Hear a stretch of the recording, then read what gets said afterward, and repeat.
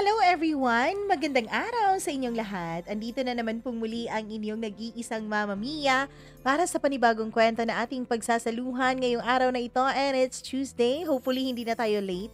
Unlike yesterday, late tayo ng 30 minutes. So ngayon, sana hindi na, no? Sana makapag-upload tayo ng maaga. Well, maaga-aga naman tayong nag-record today. So sana nga makapag-upload ng maaga.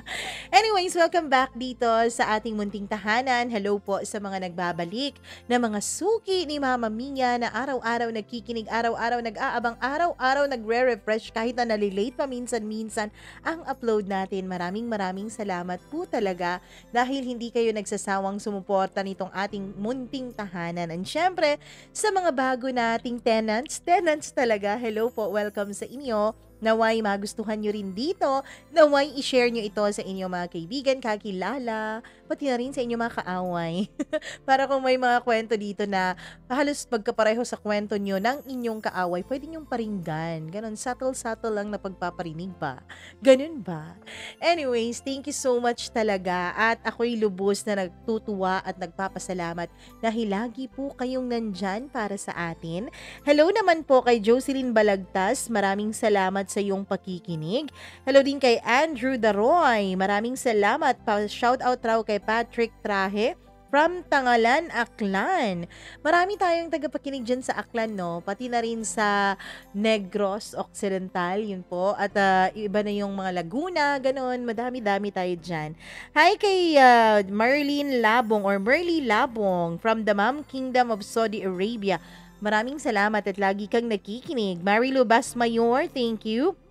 Denise Soria, always listening daw from Hong Kong. Maraming salamat. William Shira, thank you so much sa iyong pakikinig. Trisha Marie Ignacio, hi. And of course, hello rin kay Pinky Seawards. Maraming salamat, Pinky. Hello din kay May Ann Alvarez from Dubai na lagi raw nating tagapakinig.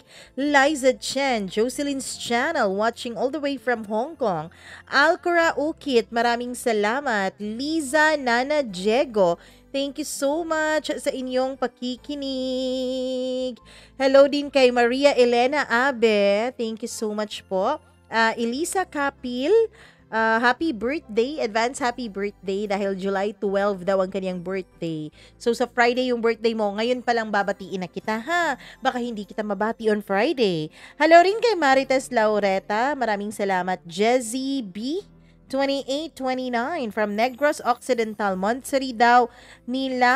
Ayun, pa-shoutout kay Francine Mondo of Negros Occidental, Montseri namin. This July 8 o kahapon from Hengster. Ayan, happy Montseri. Jackie Sarusa or Sarswa, maraming salamat sa iyong pakikinig. Rosana Crisostomo, thank you so much. Hello din kay Emerson Ariola, maraming thank you po.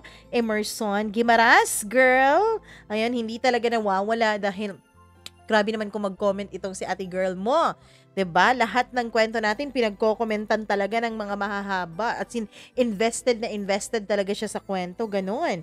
Garino Maylene, maraming salamat. Hello rin sa Naabay family sa Mamba Madalag Aklan. Ayun, sabi ko sa iyo, 'di ba? Ang daming nakikinig sa atin sa Aklan. Hello sa mga taga Qatar, maraming salamat. Kawaii Jazzo Channel, Sasi Nuna, maraming salamat sa Pasana family of Santa Cruz, Davao del Sur. Jess Elmas of Vincennes, Indiana, USA. Asosyal. Meron tayong taga US of A. Hello rin kay Rose Lampil from Kuwait. Hello din kay Christy Dimitrial na paminsan-minsan ay nalilate daw sa ating mga kwento. Naku, nakakatampo ka naman. Bakit ka naman nalilate? Charot lang. Si Mama Mia nga, nalilate ng upload eh. Hi kay Show Me, maraming salamat. Kimberly Villaluna Delac from Zamboanga, Sibugay. Maraming salamat sa inyo. Uznam Zinon. Hello kay Michael Nunez and Bebs Padilla. Yun pala yun. Marilu Bueno. Maraming salamat, Marilu. Or Malu. Hi sa'yo. Clariza Borsena, maraming thank you po. And Gerald Rebenito, Dominic Malilin, maraming salamat. Leon Tuazon, sa love daw niyang si Oliver Idralin. Oh, sa mahal kong asawa. Sana all na asawa minamahal. Charot lang. Anyways, wag na nating patagalin dahil alam kong excited kayo sa kwento natin. Araw-araw naman yan, 'di ba? Kaya nga kayo nandito, re-refresh kapag hindi nagno-notify sa inyo o kapag talaga namang walang upload o late ng upload si Mama Mia. Eto na't atin ang simulan ang paborito niyong kwento. Eto po, ang Dear Mama Mia.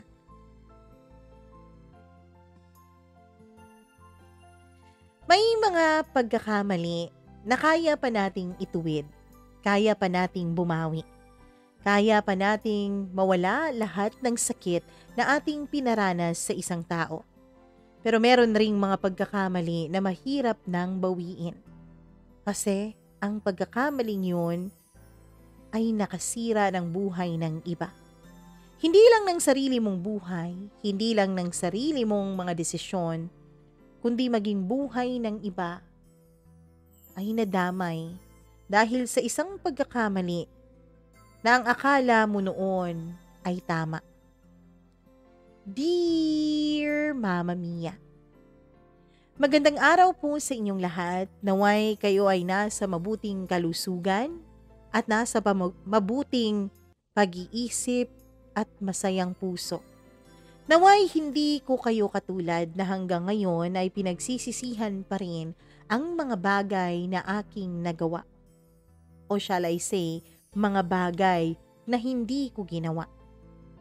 Ang sabi nila, Mama Mia, ang tao daw ay nagkakasala sa puso, sa gawa at sa salita.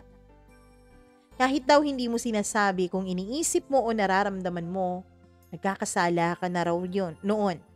Kahit hindi mo ginagawa pero sinasabi mo, kapag nakakasakit ka ng iba, nagkakasala ka na daw nun. Ako, Mama Mia, aminado po ako na makasalanan akong tao. Aminado po ako na marami akong mga pagkakamali sa buhay ko. Mga pagkakamali na sana'y hindi ko na lang ginawa. Hindi sana ganito kakomplikado ang buhay na meron ako ngayon.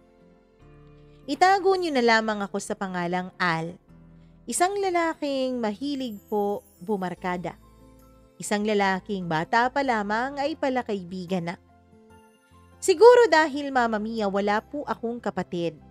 At ang mga magulang ko ay laging nasa trabaho, kaya naman ako ay naiiwan sa bahay ng tiyahin at tiyuhin ko. Kasama ko doon ang mga pinsan ko na pareho ko ay mga lalaki din. Konti lang ang babae sa aming pamilya. Sa mga magpipinsan ko, yung may 5 magkakapatid, 1 lang po ang babae. Meron naman akong mga pinsan na 6 silang magkakapatid na puro lalaki. Bihira po talagang magkaroon ng anak na babae ang mga magulang ko o ang mga kapatid nila. Kaya naman masasabi ko, Mama Mia, na ang dami-dami ko talagang mga kabarkada na pinsan ko. Isa na nga doon ay itago natin sa pangalang Greg. Si Greg, Mama Mia, kaidaran ko lang po siya. Siguro mas matanda lang siya sa akin ng 1.5 taon. Pero magkasabay lang kami sa pag-aaral kasi hindi po nakapag-aral agad si Greg kasi masyadong busy ang kaniyang mga magulang noon. Kaya naman pinagsabay na lang kami para iisa lang ang kukunin na tagabantay sa aming dalawa. Mula elementarya hanggang high school ay sabay-sabay kami ni Greg sa lahat ng gawain namin. Mula sa pag-aaral, pagpunta sa school, pag-uwi, magbabarkada, lahat pati paggagala ay magkasama kaming dalawa. Parang kapatid ko na nga si Greg. Kung sabihin nga ng iba ay halos kambal daw kami kasi halos magkamukha rin kami. Magkapatid po ang mga papa naming dalawa. Si Greg, Mama Mia, ay mula po siya sa hindi naman masyadong may kayang pamilya. Well, kami naman po, hindi naman din po kami mayaman.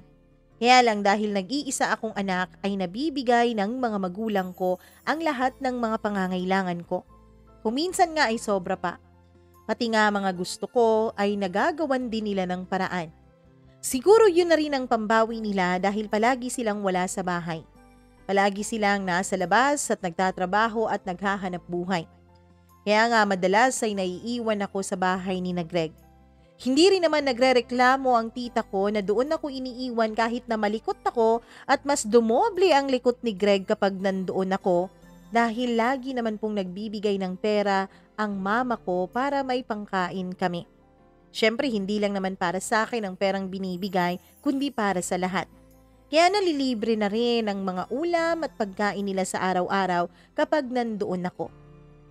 In short, tinuring na rin ako na parang anak ng tita ko.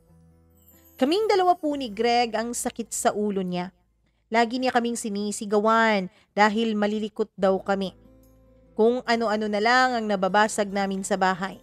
Kapag inuutusan kaming maghugas ng pinggan, ay nababasag talaga namin kung hindi ang baso ay yung pinggan talaga. Kasi nga, makulit kaming dalawa ni Greg at lagi kaming naglalaro sa lahat ng bagay. Kaya naman, nababasag talaga ang mga dapat hindi binabasag. Yun ang dahilan kung bakit nagagalit sa amin ng tita ko. Yun ang dahilan kung bakit kami napapalo at napapagalitan. Hindi rin naman nagagalit ang mga magulang ko kapag napapalo ako ng tita ko. Dahil ang sabi nila ay dinidisiplina lang daw ako ng tita. Wala namang kaso sa akin yun. Ang totoo niyan ay tinatawanan lang nga namin ang tita ko kapag pinapagalitan kami.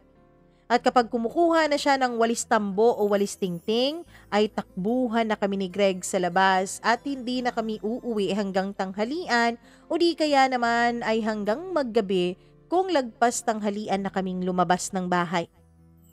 Pati mga kapitbahay ni na Greg na mga kaidaran namin ay kabarkada namin.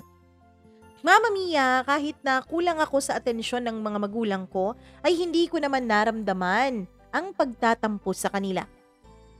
Ang totoo ay nagpapasalamat pa po ako sa kanila.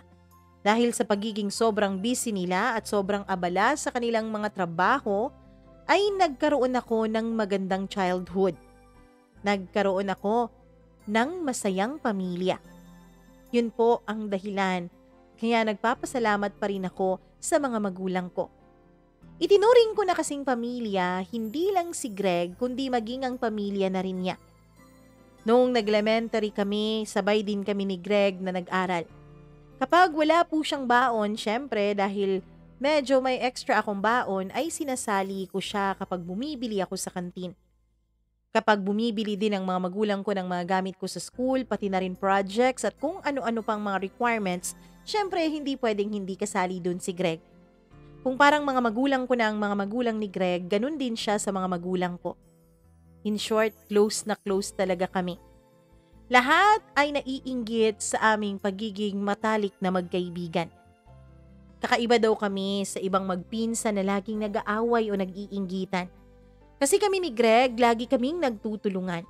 Sanggang dikit kami lagi. Hanggang sa nung nag-high school na kami, Mama Mia. Nagkaroon kami ng usapan ni Greg noon na kung sino ang unang magkagusto sa isang babae, dapat hindi na i-eksena yung isa. Muntik kasi kaming nag-away dahil nagkataon na pareho kami ng crush. Pareho kami ng niligawan. Buti na lang talaga at pareho din kaming binasted.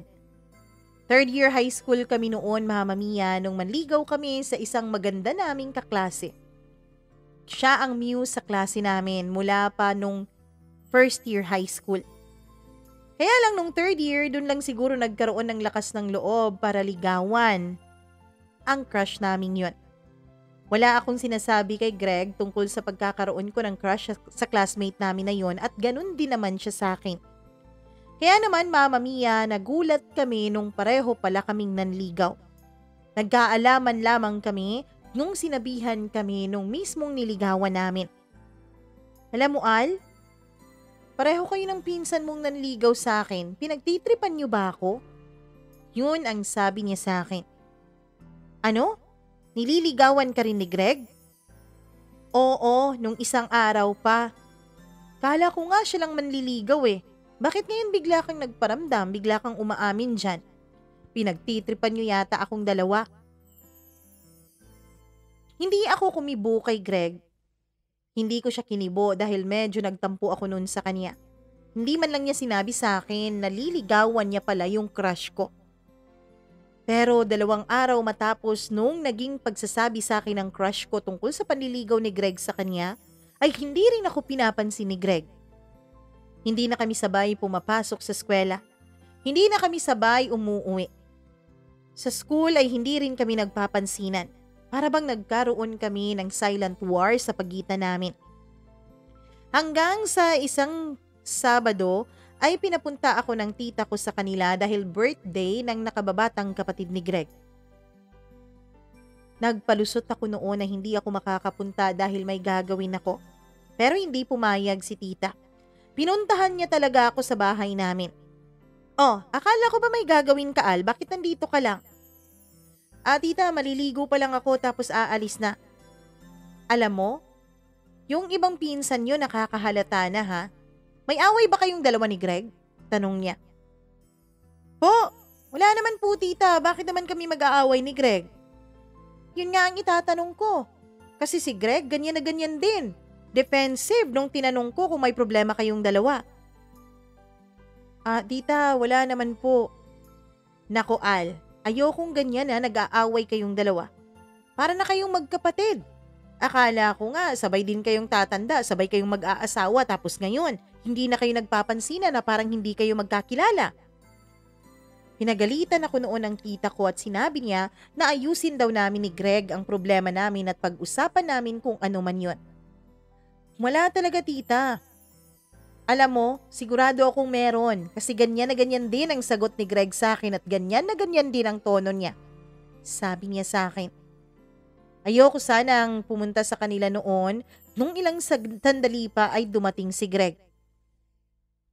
Nasusundo ka ni mama, hindi ka raw sumunod agad eh. Maliligo pa kasi ako tapos may lakad ako. Sabi ko. Sige na, sunod na lang ako. Siguro mamayang gabi. Akala ko ay aalis na si Greg noon. Pero tumalikod lang siya at hindi naglakad palayo. Ako naman ay nagtataka. Bakit ganoon ang kanyang reaksyon? Nagpapapigil ba siya? Tanong ko sa sarili ko. Nung tatalikod na ako at sasarhan ko na ang gate, ay bigla siyang nagsalita. Bakit wala kang sinasabi, Al? At kung walang sinasabi, bakit di mo sinasabi na nililigawan mo pala yung nililigawan ko? Sabi niya. Anong ako ang hindi nagsabi? Ikaw nga dyan ang hindi nagsabi sa akin na may liligawan ka na eh. Sabi ko. Nagtaasan kami ng boses noon. Nagkapahiran ng kasalanan. Sinisisi ang isa't isa dahil wala kaming sinasabi na crush pala namin ang parehong babae. Sobrang init ng ulo namin ay nagkasuntukan pa kami. Nung hiningal na kami sa kakasuntok sa isa't isa, ay dun na kami natawa. Ikaw talaga, Al. Sa susunod, magsabi ka kung may crush ka. Ikaw din naman, magsabi ka rin kung may crush ka para hindi ko naliligawan. O ano, sinagot ka ba? Tanong niya. Di nga binasted ako. Ikaw ba? Balik kong tanong sa kanya. Di rin, binasted din ako. Akala pinagtitripan natin siya eh. Doon ay nagtawanan na lang kaming dalawa. Naisip ko noon, Mama Mia, na siguro kung hindi kami binasted o may isa sa amin na sinagot nung pareho naming niligawan ay hindi magiging ganito ang ending. Hindi kami magkatawanan at hindi kami magkapatawaran. Naging maganda na ang relasyon namin simula noon ni Greg. Sinabi namin sa isa't isa na kapag may nagustuhan kaming babae, ay sasabihin agad namin sa bawat isa. At kapag pareho kami ng nagugustuhan, pareho kaming hindi manliligaw sa babaeng yun para walang away. Tama si Mama, para na tayong magkapatid kaya wag tayong mag-away dahil lang sa babae. Sabi niya. Oo naman, yung babae napapalitan, yung best friend, / pinsan hindi. Sang-ayon ko naman. Nagkaroon kami ng kasunduan noon na sa aming kabataan, dahil nga kasali sa leksyon namin noon ang sanduguan, ay ginawa din namin yon, Mama Mia. Sinugatan namin ang aming mga daliri na hintuturo at pareho naming idinikit yon sa isa't isa. bilang tanda ng aming pangako na hindi kami masisira ng dahil lamang sa isang babae. Hanggang sa graduate na kami ng high school. Nung college ay magkaiba kami ng paaralan dahil sa pribadong paaralan ako pinag-aral ng mga magulang ko. Samantalang si Greg, dahil hindi naman po afford ng pamilya nila ang makapag-aral sa pribadong paaralan, ay doon lamang siya sa State University sa amin. Pero tulad ng nakagawian ay binibilhan din siya ng mga magulang ko ng mga gamit para sa eskwela, pati na rin ang uniforme niya. Medyo naging sentimental pa kami nung una dahil first time lang naming magkahiwalay ng paaralan. Pero hindi nagtagal ay nagkaroon din kami ng kanya-kanya naming mga group of friends. Nagkaroon din kami ng kanya-kanya naming mga buhay. Ako, nag-focus ako sa pag-aaral ko. At dahil nga panibagong paaralan, mga panibagong mukha ay nagkaroon din ako ng mga mumunting tao na nagiging ka-close ko. Pati rin naman si Greg ay ganun din. Noong mga unang buwan ng pag-aaral namin sa kolehiyo, ay nagkakasundo pa kaming dalawa na magkaroon ng kahit 1 o 2 araw sa isang linggo na magkakasama kami. Dumadalaw pa rin ako noon sa bahay nila. Nagiinuman kami dun sa kanila, nagbi-videoke, nagbi-billiards at kung ano-ano pa. Gumagala din kami kasama ng mga dati naming kaibigan. Ganon kami ka-close na magpinsan. Pero habang tumatagal ang panahon na nagkakalayo kami dahil nga magkaiba na kami ng paaralan, ay unti-unti ding dumalang ang aming pagkikita. Hanggang sa hindi na namin namamalayan na buwan na palang lumilipas na hindi kami nagkikitang dalawa. Nagkikita lamang kami kapag merong mga espesyal na okasyon sa aming pamilya. Kung may birthday, sa mga magpipinsan o sa mga tiyuhin at tiyahin, doon lang kami nagkikita. O di kaya naman kapag may reunion tuwing Pasko o kapag may namamatay. Unti-unti ay nababawasan ang pagiging close namin ni Greg. Pero kahit naman ganoon, Mama Mia, kapag nagkikita naman kami sa labas, ay nagpapansinan pa rin naman kami. Pero tulad na lang kami ng parang normal na mga magpinsan na hindi ganun ka-close. Nung una ay medyo ininda ko yon.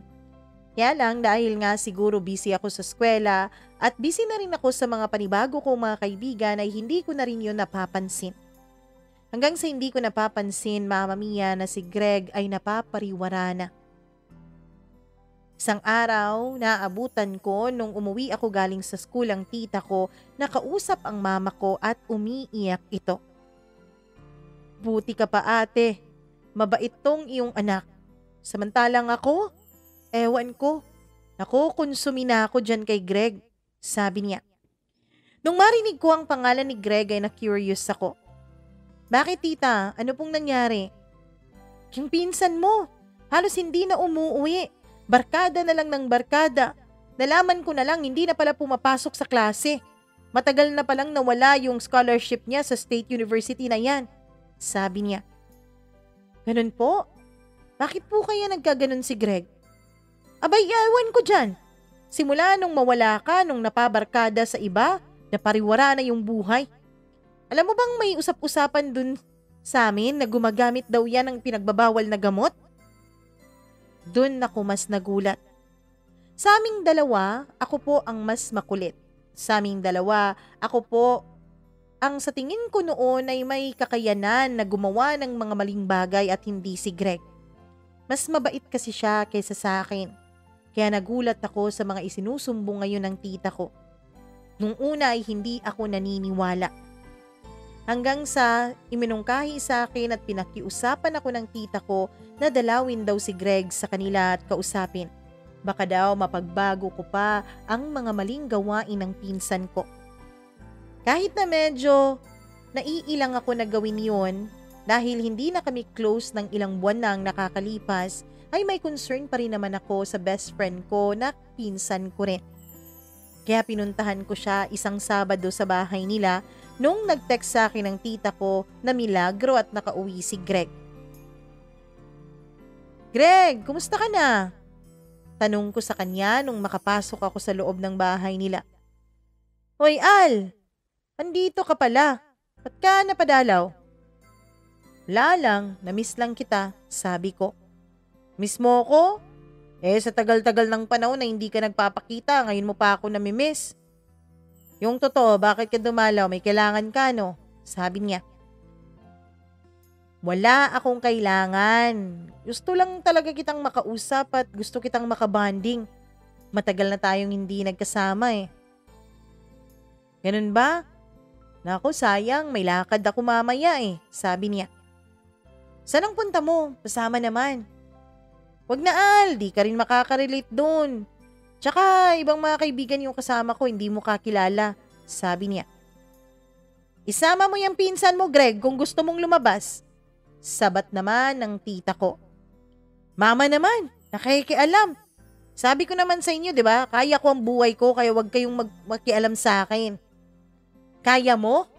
Kaya ka hindi na pumapasok sa klase? Kaya ka nag-drop out dahil kaya mo ng sarili mo? Pinagalitan na siya ng tuluyan ng tita ko. At dahil nga nag-away sila, ay umalis na lang bigla si Greg kahit hindi pa ito kumakain at hindi pa ito naliligo. Mama Mia, kahit gusto ko pang kumain noon, ay lumabas na lang ako at sinundan ko si Greg. Naglakad lang siya ng napakalayo. Siguro nasa 15 minutos ang nilakad ko para lang masundan siya. Hanggang nakita ko siya na pumasok sa isang lumang bahay. Kumatok ako doon. Nung pagbuksan ako ay galit na mga lalaki ang bumungad sa akin. Sino ka? Ang ginagawa mo dito? Tanong nila. Hinahanap ko kasi yung pinsan ko, si Greg. Pinsan mo si Greg? Oo, sabi ko. Tinawag nila si Greg ng pasigaw. Nung makita ako ni Greg ay gulat na gulat ito at nagalit. Sinusundan mo ba ako? Inutusan ka ba ng mama kong gawin to? Greg, hindi. Concern lang talaga ako sa'yo, sabi ko. Pwede ba? Huwag kang ngang makialam sa buhay ko, Al. Ano lang naman kita, pinsan lang kita eh. Hindi nga ako natatakot sa mga magulang ko, sa'yo pa ba? Malis ka na. Alam mo, walang sinasanto yung mga kaibigan ko, baka mabugbog ka. Nagulat ako sa mga sinabi niyang yun, Mama Mia. Si Greg, ipapabugbog niya ako. Wala akong nagawa kundi umalis na lang. Sinabi ko sa tita ko na mukhang hindi ko na talaga kayang pakiusapan si Greg dahil kahit ako ay hindi na rin niya pinakikinggan. Hanggang sa nagpatuloy ang buhay ko. This time ay tuluyan na kaming nagkalayo ng loob ni Greg. Hanggang sa makilala ko si Liza, Mama Mia. Nakilala ko siya dahil naging katrabaho ko siya. Unang kumpanya yon na pinasukan ko. Parang nag-slow-mo ang lahat sa paligid ko nung makita ko si Liza dahil sobrang ganda niya talaga. Akala ko nga noon ay hindi niya ako mapupusuan. Pero nag-iba ang ihip ng hangin nung naging magka-partner kami sa iilang project namin. Hi Liza. Pwede bang tumabi sa'yo sa pagkain? Sabi ko. Pwede naman. Hindi naman na akin tong kantin kaya pwede kang tumabi at umupo kahit saan mo gusto. Huwag ka lang kumandong sa akin. Piloso pa niyang sagot. Tumawa pa ako noon, Mama Mia. Oh, bakit ka tumatawa? May nakakatawa ba? Ikaw, nakakatawa ka, sabi ko. Akala ko, suplada ka pero namamansin ka pala. Yun nga lang, pabalang. Bakit, may problema ka doon? Liza naman, pwede bang wag tayong mag-away? Kasi magka-partner tayo dun sa project, paano natin yun mapapaganda kung magka-away tayo? Mama Mia, siguro nakita ni Liza ang punto ko kaya hindi na rin siya masyadong pabalang kung sumagot sa akin. Hanggang sa tuluyan na nga kaming nagkaroon ng pagkakataon na maging close nung wini-workout namin ang project na inassign sa amin ng boss namin. Hanggang sa tuluyan na nga kaming naging close. Kapag merong espesyal na okasyon sa bahay ay iniimbita ko na siya kasama ang iba naming mga kasamahan sa trabaho. Yung mga kasamahan namin sa trabaho ay tinutukso na kami ni Lisa sa isa't isa dahil kami lang daw ang single sa aming grupo. Uy, baka naman kayo ang itinadhana para sa isa't isa. tukso pa nila sa amin. Nung una ay hindi ko lang pinapansin yung tukso dahil akala ko ay malabong magkagusto sa akin si Lisa. Maganda kasi talaga siya, Mama Mia. Ako naman aminado ako na hindi ako kagwapuhan. Hindi rin naman pangit. Nasa saktong level lang. Yung mga mata ko, sakto lang. Yung ilong ko, hindi naman pango pero hindi matangos, sakto lang. Yung labi ko, hindi manipis, hindi rin makapal, sakto lang. Yung kutis ko, hindi maputi at hindi rin kayo manggi, sakto lang. Yung height ko, hindi rin matangkad pero hindi rin naman pandak, sakto lang. Ibig sabihin, sakto lang talaga ang pagkatao ko.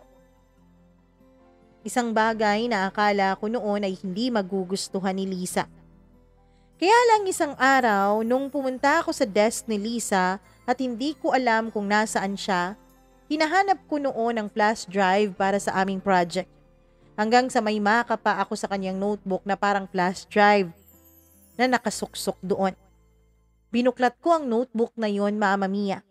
Nakita ko nga ang flash drive pero may iba pa akong nakita. Nakasulat sa notebook na yon ang buo kong pangalan tapos may mga guhit pa ng puso sa paligid ng pangalan ko. Gulat na gulat ako noon, Mama Mia, pero kinilig naman ako. Bubuklatin ko pa sana yung kanyang notebook pero bigla na lang nagsalita sa likuran ko si Lisa. At anong ginagawa mo dito? Balisa niyang tanong. Wala, kinuha ko lang tong flash drive, sabi ko, nung agad-agad kong binalik sa posisyon ng notebook niya. May nakita ka ba dyan? Tanong niya sa akin.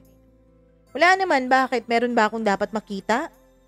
Balik kong tanong sa kanya na umiling naman siya. Pagkatapos ay umupo na siya at ang sabi niya magtatrabaho na siya. Ako noon ay naging inspired ako magtrabaho sa buong araw.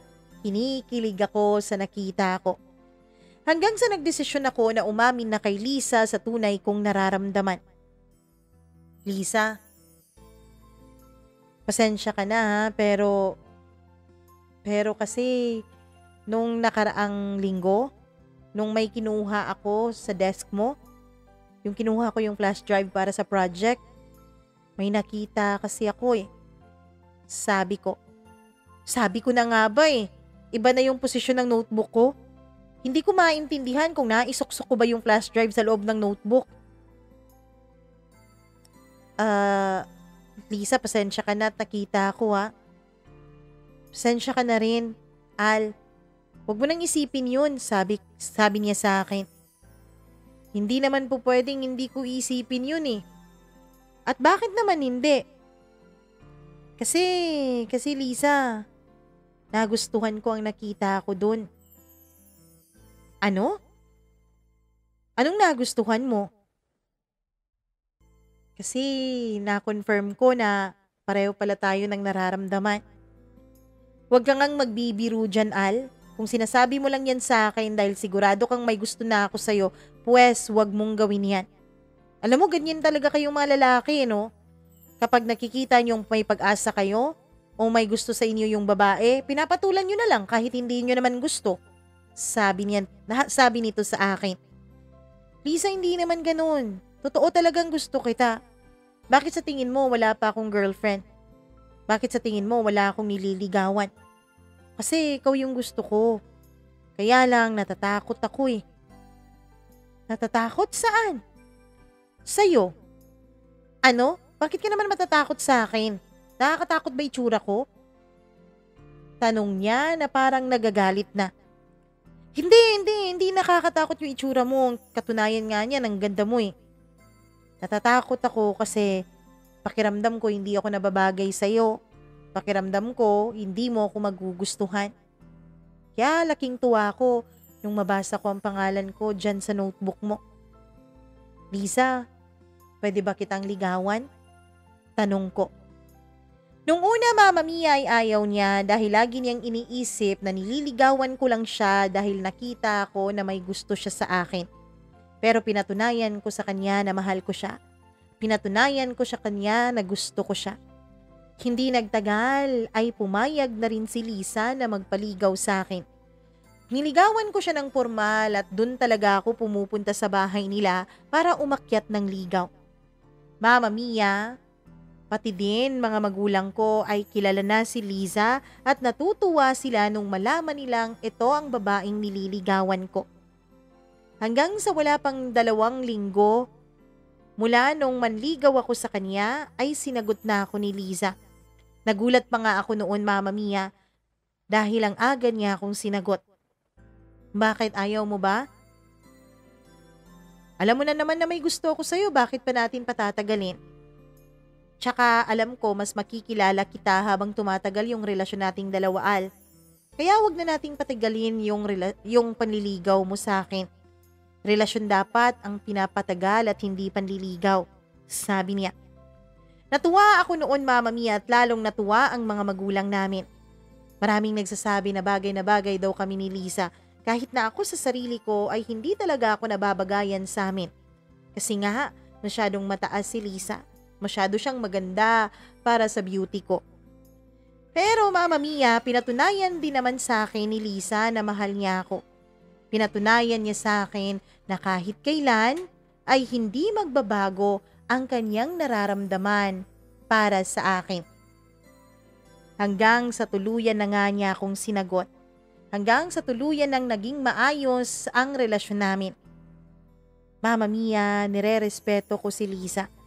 Napag-usapan din namin ang tungkol sa mga bagay, pati na ang limitasyon ng aming relasyon.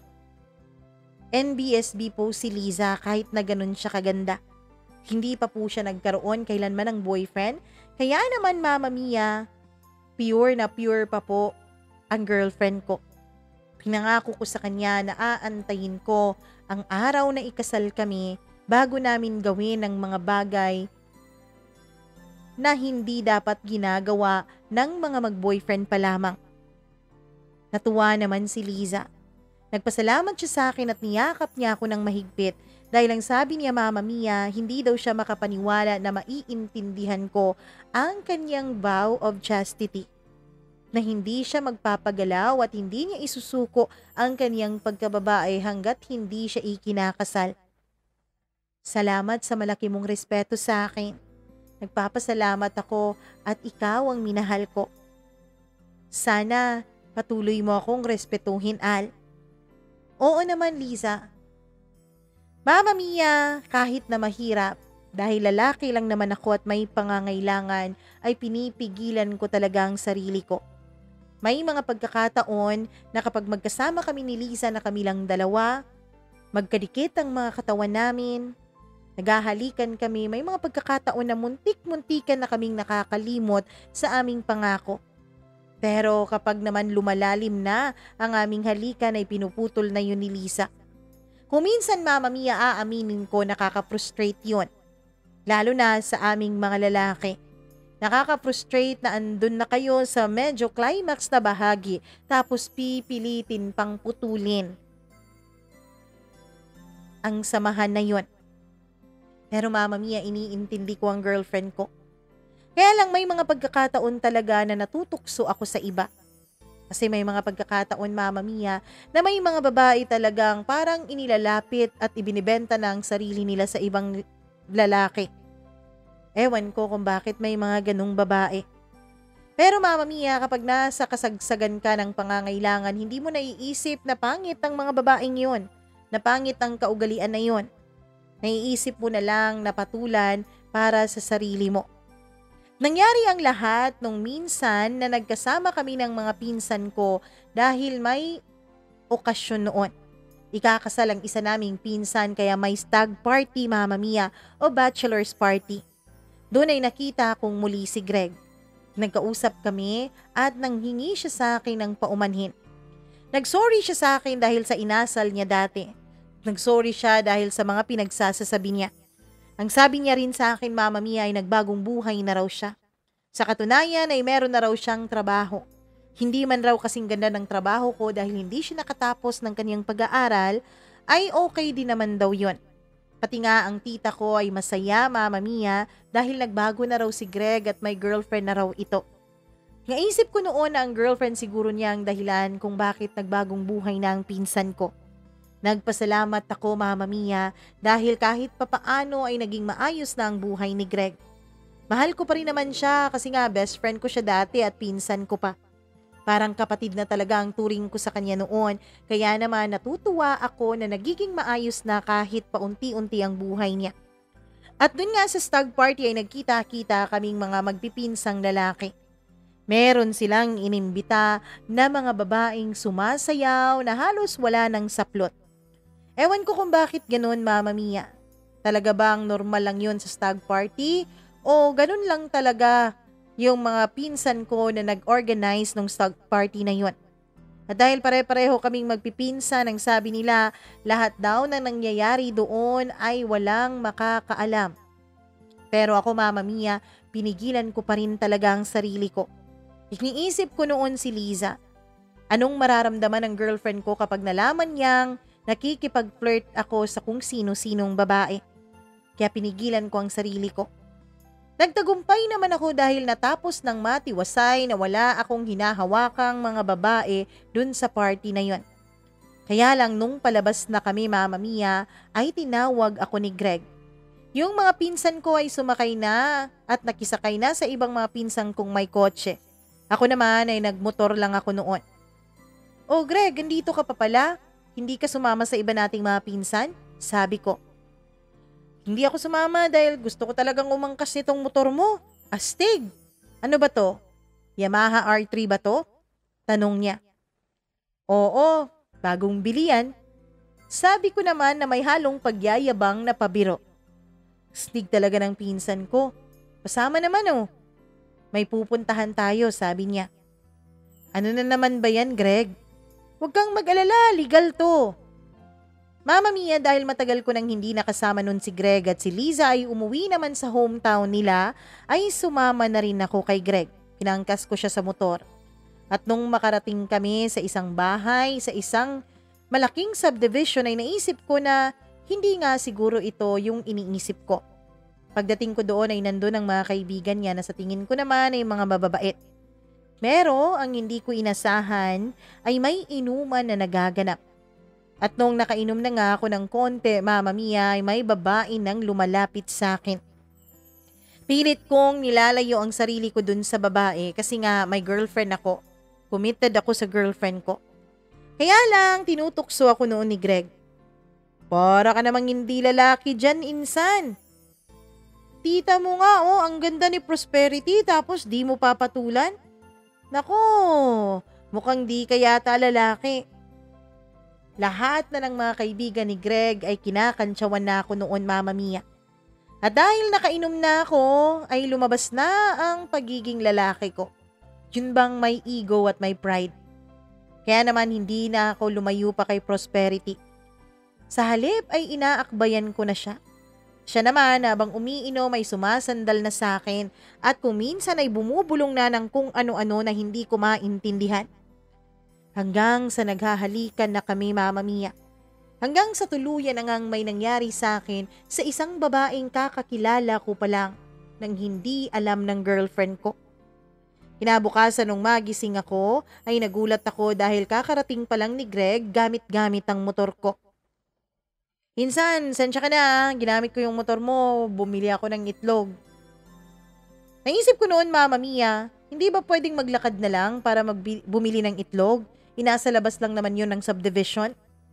Pero hindi ko na lang yun pinalaki dahil meron naman akong hihinging pabor kay Greg. Mama Mia, nung pauwi na kami ay kinausap ko muna si Greg.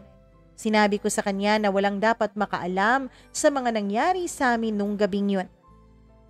Dapat walang makaalam ng tungkol kay Prosperity ha. Ayoko kasing makarating to kay Liza. Alam mo naman, mahal na mahal ko yung girlfriend ko. Nagkataon lang talaga na lasing ako tapos kinakantsawan niyo pa ako eh. Sabi ko na ibinaling ko pa ang sisi ko sa kanila. "Ayos lang yun, insan, naiintindihan kita." Sabi naman niya. Ang akala ko noon, Mama Mia, ay safe ang sikreto ko. Pero nung minsan na may okasyon sa bahay namin dahil 70th birthday ng papa ko, ay nandun si Greg.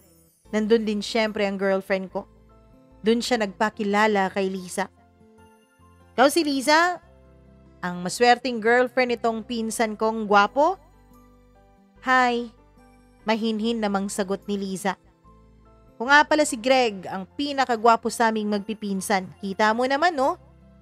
Natawa ako, Mama Mia, pero hindi rin naman yon kasinungalingan. Dahil si Greg naman talaga ang pinakagwapo sa aming magpipinsan. Natuwa ako dahil naging magkaibigan si Greg at si Liza agad-agad nung araw na yon. Alam mo ba tong pinsan ko, marami tong kalokohan, sabi niya.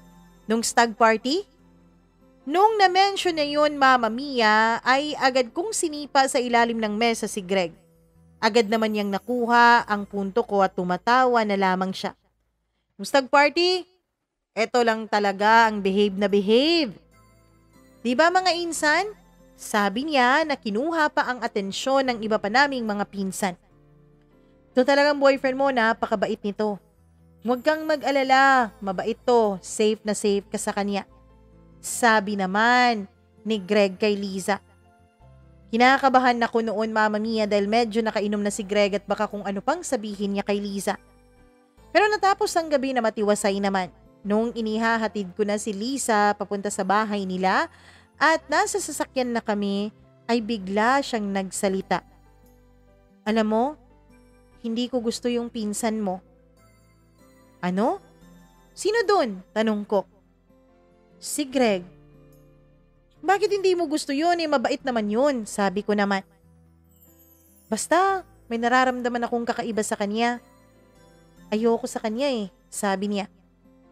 Alam mo, huwag kang masyadong judgmental dyan. Ganun lang talaga si Greg. Palabiro, pero mabait yun, promise. Hindi ka sasaktan nun. Napakabait nun. Sabi ko.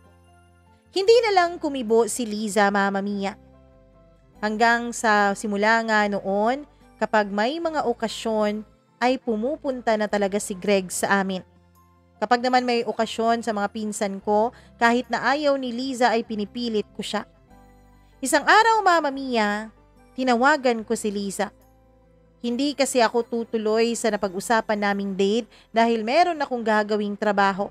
At pinakiusapan din ako ng mama ko na kung pwede ako raw ang mag-asikaso sa kanyang mga pinamili. Sumakit kasi ang likod ng mga magulang ko. Ganon siguro talaga kapag tumatanda na at kapag bugbog na bugbog sa trabaho nung kabataan, Mama Mia. Hanggang sa nung matapos na ako ay tinawagan ko si Liza. Pero hindi siya sumasagot. Ilang beses pa akong tumawag pero walang Liza na sumasagot, Mama Mia. Naisip ko noon na baka nagtampo lang. Baka tampururot lang ang girlfriend ko dahil hindi ko siya nasipot sa usapan namin. Bukas ko na lang siya tatawagan. Matutulog na lang ako at magpapahinga. Bukas na lang kami mag-uusap ulit dalawa.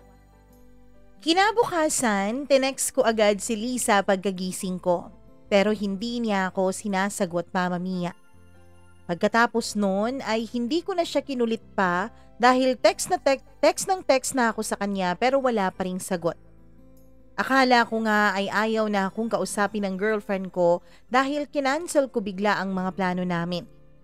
Tapos bigla siyang nag-text na okay lang daw siya, may inasikaso lang.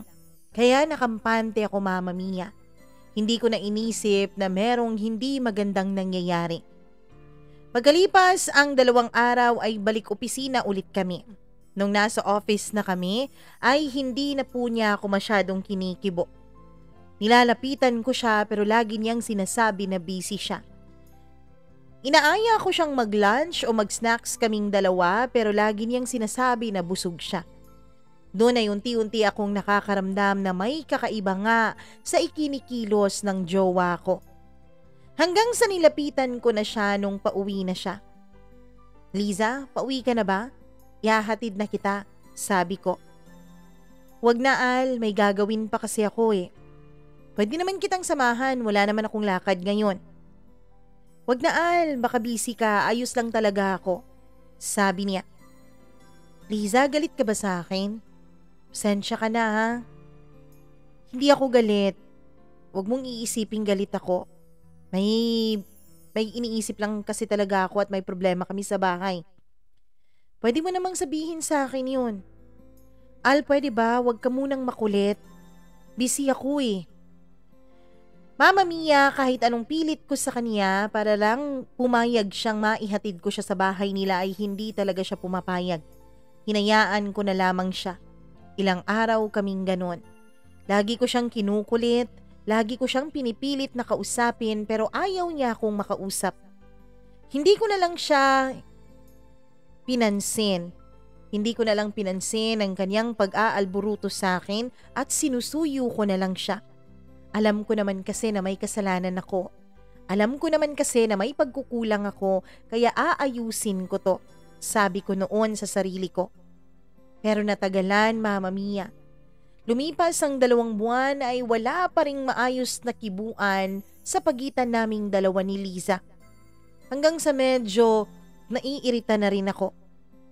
Isang araw, habang galing siya sa break ay inabangan ko siya sa labas. Liza, ano ba? Ano ba tayo? May problema ba tayo? Sabi niya. Sabi ko sa kanya. Wala naman Al, bakit ikaw may problema ka ba sa akin? Liza naman, kausapin mo naman ako ng maayos. Ilang linggo na tayong ganito eh. Sabihin mo naman sa akin ang totoo. Anong totoo? Yung totoo kung bakit ka nagkakaganyan. May iba na ba? Tanong ko.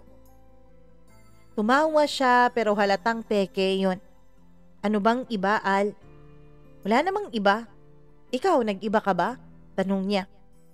Naguguluhan na talaga ako noon. Hindi ko na alam kung ano ang gagawin ko o kung anong sasabihin ko kay Liza para lang mapatawad niya ako at pagbigyan niya ako ng isa pang pagkakataon. Hanggang sa dumating nga ang aming anniversary. Inaya ko siyang mag-date. Nag-date kami Mama Mia at masaya naman kami nung una. Kaya lang nung pauwi na at tinatid ko na siya sa kanila at hinalikan ko na siya sa kanyang mga labi ay bigla na lang niya akong itinulak. Oh, anong nangyari? Tanong ko. Oh Mama Mia, walang nangyayari sa amin ni Liza. Wala pa pong nangyayari sa amin at hindi ko pa po kailanman naaangkin ang kaniyang pagkababae. Kaya lang naghahalikan naman po kami. Normal naman kaming magsyota na nagyayakapan, naghahaplusan ng katawan, kaya lang pinipigilan talaga namin na tuluyang may mangyari sa aming dalawa. Pero nung pagkakataon na yon, nung hinalikan ko siya sa kanyang mga labi ay para bang diring-diri siya sa akin. Liza, ano ba talaga? May problema ba tayo? Paulit-ulit ka naman, Ali. Wala tayong problema. Sige na, matutulog na ako at pagod na ako. Yun lang at hindi niya ako inantay na sumagot sa kanyang sinabi at bumaba na siya ng kotse at tuluyan nang pumasok sa loob ng bahay nila. Alam kong may kakaiba. Kaya shinare ko yun sa iba kong mga kaibigan at mga pinsan. Ilang taon na nga kayo ulit ni Liza? Tanong nila. Mag-4 na taon na. Gano'n naman pala ang tagal nyo na. Kaya dapat pakasalan mo na. Baka kaya nag-aalburuto yung babae dahil hindi niya nakikitang may plano ka para sa inyong dalawa. May punto naman ang sinabing yun sa akin. Kaya mula noon ay iniisip ko na kung paano ako magpo-propose kay Liza. Iniisip ko na kung paano ko sasabihin sa kanya na mahal ko siya at gusto ko siyang pakasalan at siya rin ang gusto kong maging ina ng mga magiging anak ko. Ang haba-habang plano noon, Mama Mia. Bumili pa talaga ako ng singsing. Nagkunwari pa ako ng kung ano-ano para lang makuha ko ang ring size niya. Hanggang sa nakabili na nga ako ng singsing at nakaplano na ang lahat. Humingi muna ako ng permiso sa mga magulang ko at pumayag naman sila. Botong-boto po kasi talaga sila kay Liza. Hiningi ko rin ng pasikreto ang permiso ng mga magulang at pamilya ni Liza. Pumayag din naman sila. Kaya naman humingi ako ng tulong sa mga kaibigan ko. Sinet up na namin ang plano kong proposal para kay Liza. Mama Mia, present ang lahat ng mga mahal namin sa buhay noon. Pero hindi po nakasama ang iba kong mga pinsan dahil busy. Si Greg naman, siya sana ang gusto kong makasama nung nag-propose ako pero sabi niya ay busy daw siya sa kanyang trabaho. Inaya ko na lang siya na maging best man ko at pumayag naman siya. Mama Mia, nung gabi na ng proposal, hindi ko alam na may kakayanan pala akong kabahan ng ganun katindi. hanggang sa dumating na si Liza. Ang ginawa namin noon ay kunwari inaya siya ng best friend niya para kumain sa labas. Hindi alam ni Liza na yun na pala ang aming magiging isa sa pinakaimportanteng bahagi ng aming buhay. Pagdating niya doon sa isang conference room ng restaurant, dapat ay madilim. Kaya nagtataka siya. Noong lalabas na sana siya ay biglang tumugtog ang aming theme song dalawa. At nung tumutugtog na yun ay halata kong nababalisa na siya, kaya pinaandar na namin yung ilaw. At nandun ako sa may harapan. Hawak-hawak ang isang bouquet of roses. Inaya ng best friend ni Liza si Liza papunta sa akin. At nung makarating na siya sa harap ko, ay lumuhod ako at saka nag-speech ng mga pinakamalalim at pinaka-memorize ko pa talagang speech para sa kanya. Sincere na sincere ako noon para sa girlfriend ko. Hindi pa nga ako nakaluhod pero umiiyak na siya. Grabe ang iyak niya noon, Mama Mia. Akala ko nung una ay tears of joy pero hindi pala. Dahil nung akmang isusuot ko na sa kanyang singsing ay bigla na lang siyang tumakbo palabas. Hindi ko alam kung anong nangyari noon. Hindi ko alam kung bakit nangyari yon. Basta ang alam ko, Mama Mia, may kakaiba talagang nangyayari sa girlfriend ko. Sinundan ko siya. Nabitawan ko pa ang singsing na bitbit ko pati na rin ang bouquet of roses. Sinundan ko siya hanggang sa naabutan ko siya sa labas ng restaurant. Liza, ano yun? Bakit ganon? Akala ko ba tayong dalawa na? Akala ko ba ang pangako natin tayo ay magsasama? Pasensya ka na pero hindi na ako karapat-dapat sa'yo. Pasensya na, Al. Pagsabi niya noon ay bigla siyang pumara ng taxi at saka sumakay. Hinahabol ko pa ng takbo yung taxi pero hindi ko na nakaya. Nasa likuran ng restaurant nakapark po yung kotse ko dahil yun nga po ay aming sorpresa sana para kay Liza. Dapat hindi niya alam na nandun ako sa restaurant.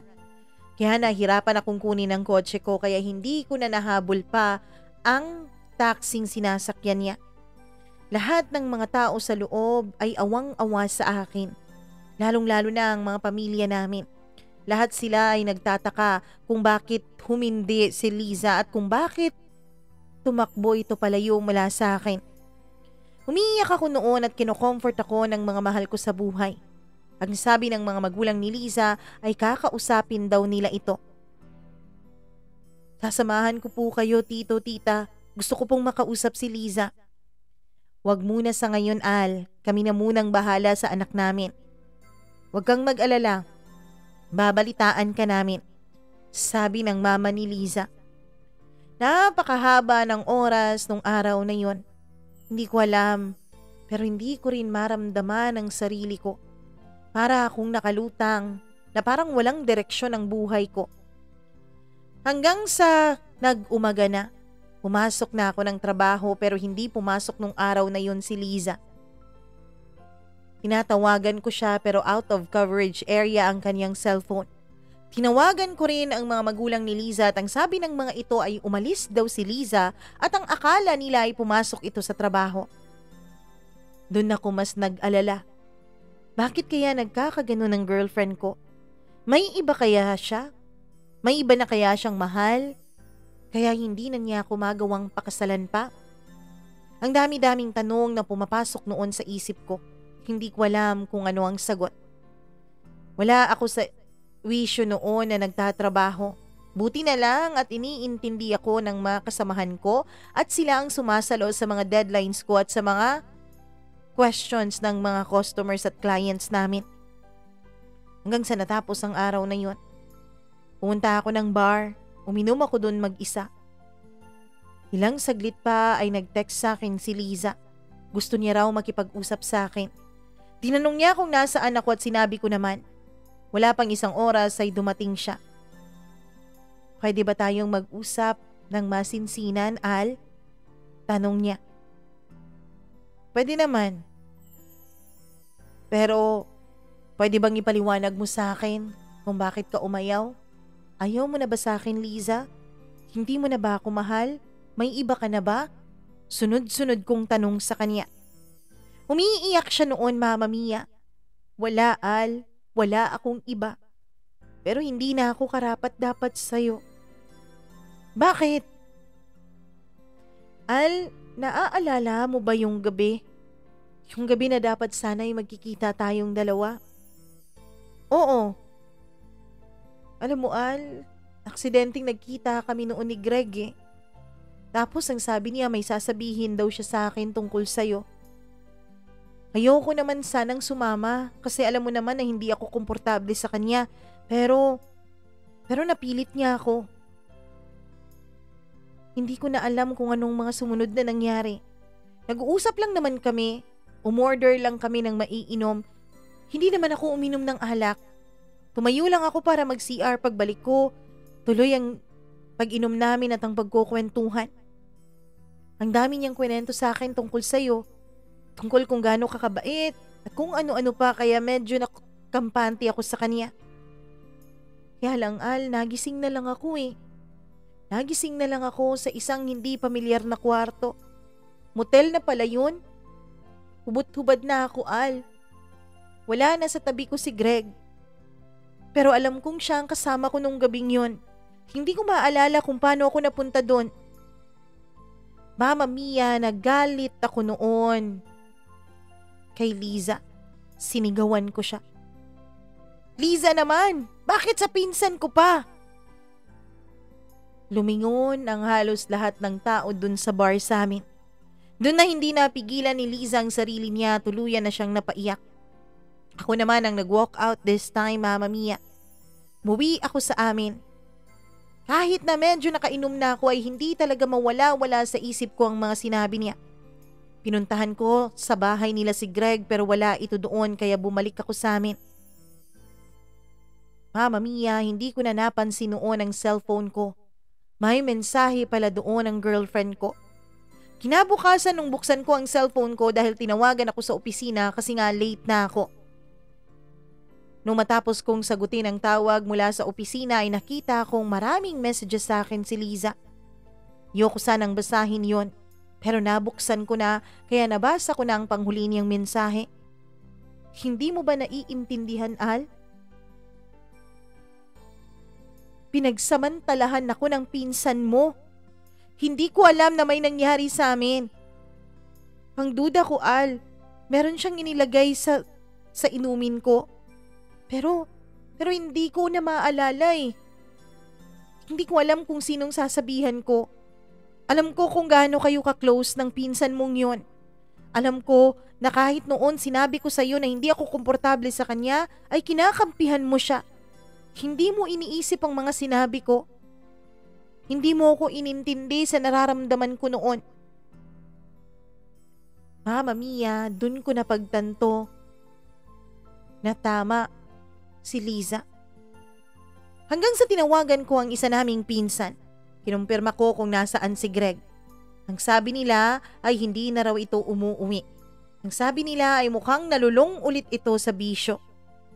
Mukhang hindi naman talaga yun tumigil eh. Nagpapanggap lang na tumigil na para tanggapin natin ulit. Pero nakikita kasi ng mga kaibigan ko, Kuya Al, na kasama pa rin niya yung mga adik niyang mga kaibigan. Mama Mia, naggalit ako noon kay Greg pati na rin sa sarili ko. Pakiramdam ko ako ang may kasalanan kung bakit nangyari yun sa girlfriend ko. Kaya pinuntahan ko ang mga magulang ni Greg. Halos magwala ako doon. Umiiyak na ang tita ko na humihingi ng tawad sa akin. Tinanong ko sila kung nasaan si Greg pero hindi nila alam. Hindi raw nila natagpuan si Greg ilang araw nang nakakalipas. Mula ang araw noon nung proposal ko ay hindi na nagpakita pa si Greg. Siguro alam na niya. Siguro alam na niya na malalaman ko na ang kawalang hiyaang ginawa niya sa girlfriend ko. Ilang araw akong hindi nagpakita noon kay Liza dahil hindi ko alam kung papaano magpakita sa kanya. Hanggang sa tinawagan ko siya dahil hindi na siya pumapasok sa trabaho.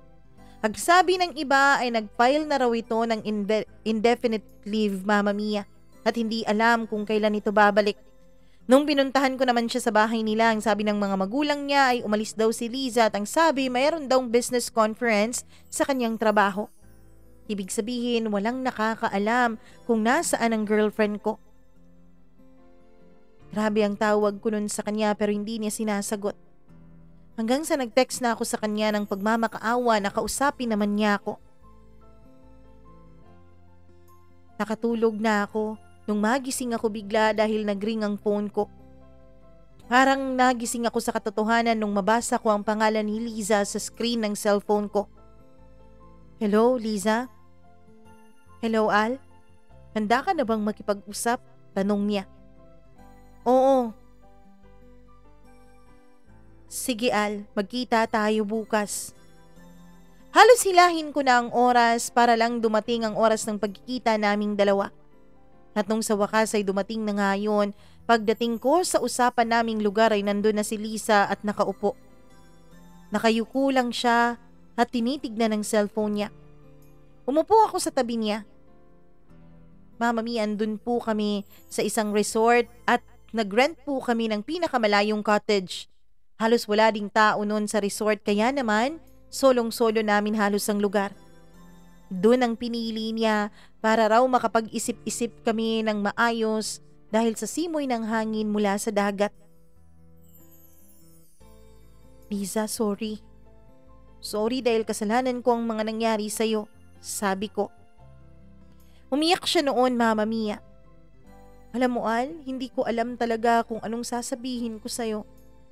Nung mga panahon na hindi kita pinapansin, nung mga panahon na akala mo may iba na ako, hindi ko lang alam kung paano ka haharapin. Hindi ko alam kung nababagay pa ba ako sa'yo. Kasi wala na yung pinakamalaking regalo ko sana sa'yo sa magiging kasal nating dalawa. Pero wala na rin namang kasal na mangyayari, Al. Dahil hindi na ako nararapat sa'yo. Hindi, Liza. Hindi. Ikaw pa rin ang gusto kong makasama habang buhay. Talaga ba, Al? Kaya ba may ginalaw ka doon sa stag party ng pinsan mo? Ano? Sinabi din sa akin ni Greg yun. Yun ang dahilan kaya napainom ako. Yun ang dahilan kaya sumama ako na makipagkwentuhan sa kanya.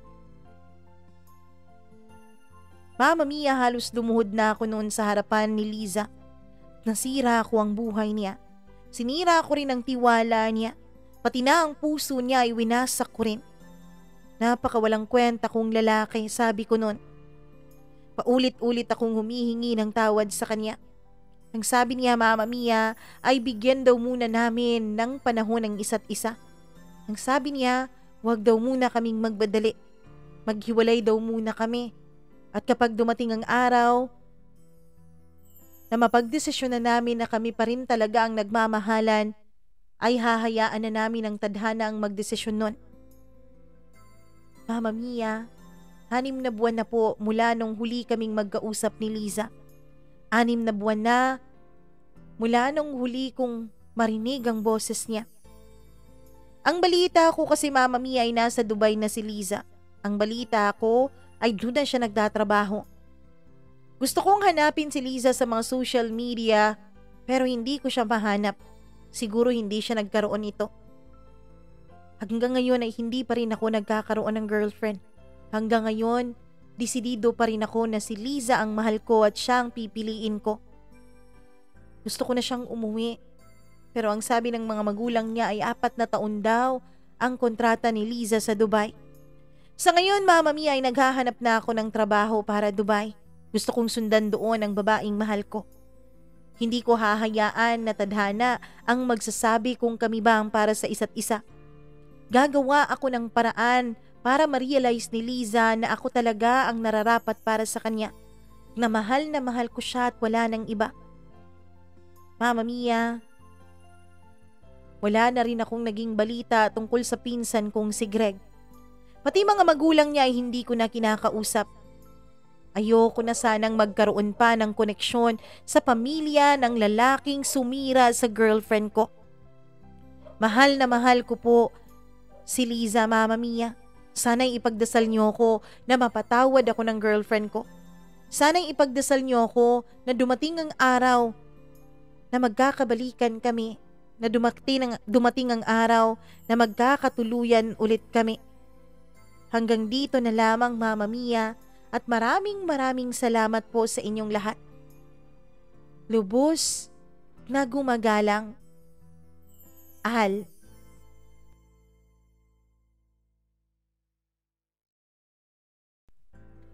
Hello, Al. Napakalungkot naman ng naging kwentong pag-ibig mo.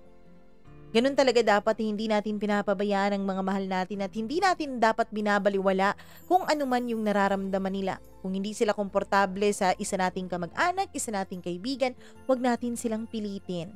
Dapat natin silang protektahan dahil ang sabi nga ng iba, yung ating katawan daw ay meron daw yung mga sensory factors na parang nararamdaman niya na may mali kahit na wala ka pang nalalaman na mali, wala ka pang nakikita, wala ka pang naririnig, nararamdaman na yun ang katawan mo.